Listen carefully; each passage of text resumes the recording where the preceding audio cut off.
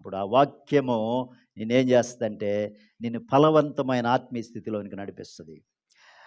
నీటి కాలువల ఓరం నాటబడినదై ఆకు వాడక తన కాలమందు ఫలమిచ్చు చెట్టు వలె ఎవరుంటారు అలాగా?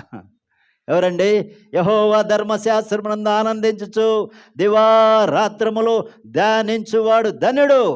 దేవుని వాక్యము ఇష్టపడి ప్రేమించి అలాగా స్వీకరించి ఆ వాక్యాన్ని ధ్యానిస్తూ వాక్యానికి లోబడి గురించి చెప్పబడింది. అది నీటి కాలువల ఓర నాటబడిన చెట్టు వలె ఆకువాడక తన కాలమందు ఫలమిచ్చి చెట్టు వలె ఆ వ్యక్తి ఉంటాడు. దేవునికి స్తోత్రం. ఈ దినాన్ని దేవుడు ఎందుకు చెప్తుండు నువ్వు అలా ఉండాలని?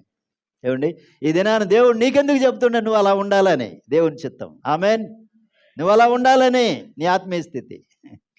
యేసు ప్రభువుల వారు విత్తువాని ఉపమానం గురించి చెప్పాడు కదా, లూకా సువార్తలో 8:8లో మంచి నేలను విత్తబడినటువంటి విత్తనాల గురించి చెప్తూ అదే అధ్యాయం 15 వచనంలో దాని అర్థం చెప్తే యేసు ప్రభువుల వారు ఎవరైతే మంచి మనసుతో యోగ్యమైన మనసుతో దేవుని మాటలు విని ఏమండి అవలంబించి, విని అంటే ఇందాక ఊరికిండం కాదు, స్వీకరించి అవలంబించి ఆ ప్రకారం నడుచుకుంటూ విధేయత చూపిస్తే 100 ఫలం పొందే వాళ్ళకు ఉంటారంట. ఆమేన్.